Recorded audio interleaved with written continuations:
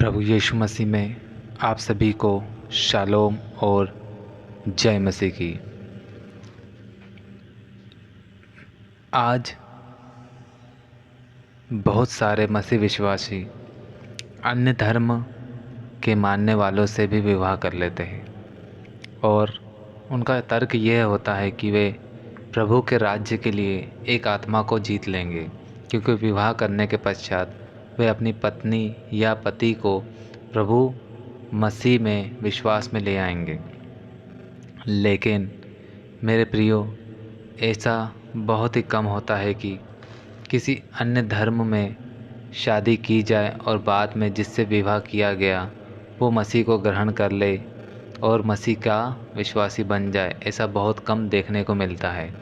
हमारी आज की कहानी भी इसी विषय पर आधारित है, जिसे सुनकर बहुत से लोगों का यह भ्रम टूट जाएगा कि दूसरे धर्म में शादी करने पर वे अपने साथी को मसीह विश्वासी बना सकते हैं।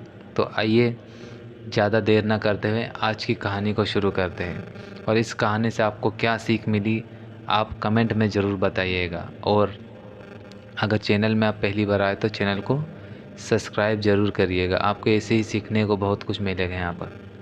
तो आइए हम शुरू करते हैं। तो मेरे साथियों, एक शहर में एक लड़का रहता था जिसका नाम मनीष था। मनीष का पूरा परिवार, माता पिता और भाई बहन मसीह के विश्वासी लोग थे, लेकिन ये लोग कैथलिक थे। मनीष की विवाह की उम्र हो गई थी, तो उसके परिवार वाले मनीष के लिए एक योग्य लड़की विवाह के लिए ढूंढने लगे। मनीष का मानना था कि लड़की चाहे कैसी भी हो, किसी भी धर्म की मानने वाली हो या किसी भी जाति की हो, वो उससे शादी करेगा, क्योंकि परमेश्वर ने सभी से प्यार करना हमें सिखाया है। इसलिए वो किसी के साथ भेदभाव नहीं करेगा। चाहे वो लड़की किसी भी धर्म की हो, वो उनसे प्यार कर लेगा। वो भी दूसरे साधारण मसीह विश्वासियों की तरह ही सोचता था, जिन लोगों का मानना है कि अन्य धर्म से लड़के लड़की से शादी करने से कुछ नहीं होगा। और वह अपनी पत्नी को भी मसीह में विश्वास में ले आएंगे, क्योंकि शादी करने के बाद उसकी पत्नी को भी हमारे रीति रिवाज जो बाइबल पर आधारित है उन्हें मानने के लिए अलावा उसके पास कोई रास्ता नहीं रहेगा। और मनीष को बाद में कोई समझौता भी नहीं करना पड़ेगा। और मनीष के परिवार को भी यही लगता था कि शादी के बाद जो लड़की ससुराल में आएगी उसको ससुराल के हिसाब से नियमों के अनुसार रहना पड़ेगा। इसी सोच के साथ मनीष के परिवार वालों ने उसकी शादी एक अविश्वासी लड़की जिसका नाम सारिका था उससे करवा दी, क्योंकि सारिका मनीष के रिश्तेदारों की जान पहचान वाली लड़की थी। इसलिए उन्होंने मनीष का विवाह उससे करवाने में ज़्यादा झिझक महसूस नहीं की, क्योंकि जान पहचान में आजकल अधिकतर लोग जल्दी शादी करवा देते हैं, जिससे उन्हें जान पहचान का फ़ायदा मिलता है। शादी से पहले बातचीत करने के दौरान सारिका ने मनीष से यह भी कह दिया कि वो मसीह की शिक्षाओं को मान लेगी और उसी के रिवाजों को मानेगी शादी के बाद में, जो उसका परिवार कहेगा। और इसी के कुछ दिनों बाद मनीष का विवाह सारिका के साथ हो जाता है। विवाह के कुछ समय तक सारिका भी मनीष के साथ चर्च जाती, प्रार्थनाएं करती, और मनीष भी उसे ये सब सिखाने का पूरा प्रयास करने लगा। लेकिन सारिका जब भी उसके मायके जाती, वहाँ के रीति रिवाजों और देवी देवताओं की भी पूजा करती थी, जैसा वो बचपन से करते आ रही थी। उसने कुछ भी नहीं छोड़ा। बाइबल में लिखा है ना, कोई भी व्यक्ति दो स्वामियों की सेवा एक साथ नहीं कर सकता। वो एक से बैर रखेगा तो दूसरे से प्रेम रखेगा।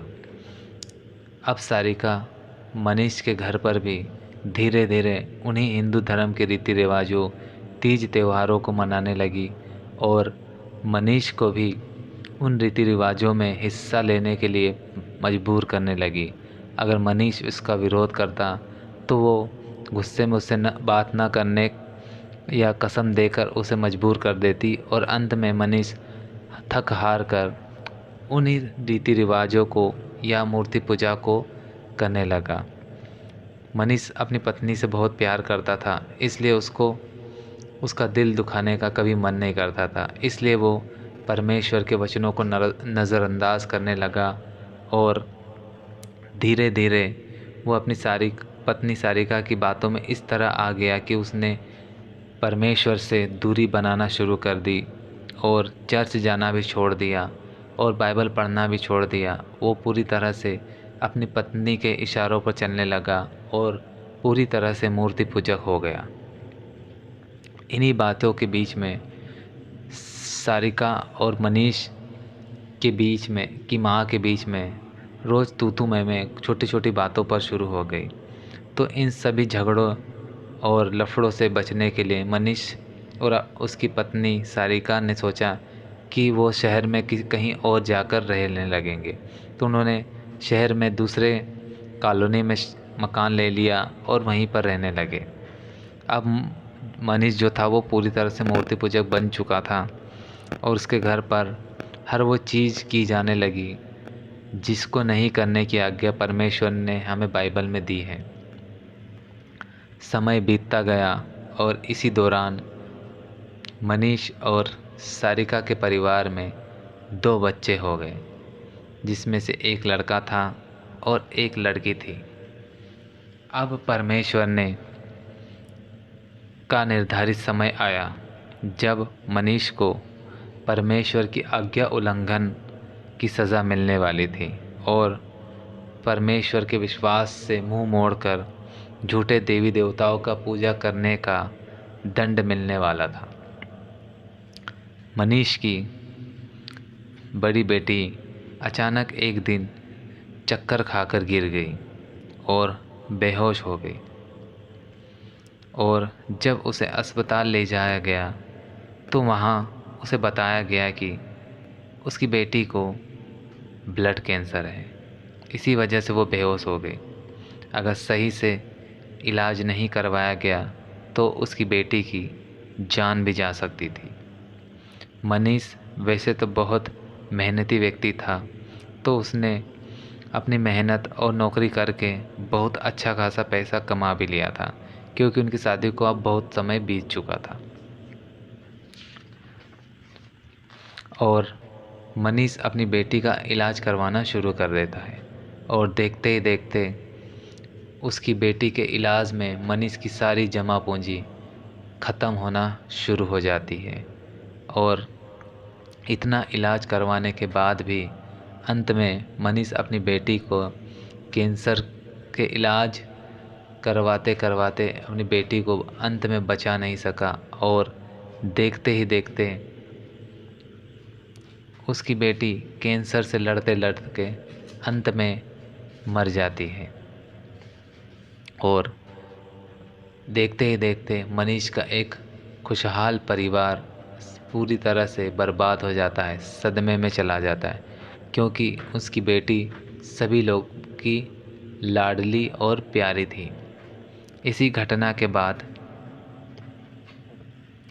मनीष, जो कि एक संस्कारवान और मेहनती इंसान था, शराब पीना और अन्य प्रकार के नशे करना शुरू कर देता है, क्योंकि उसे उसकी बेटी की मृत्यु से बहुत आघात पहुंचा था।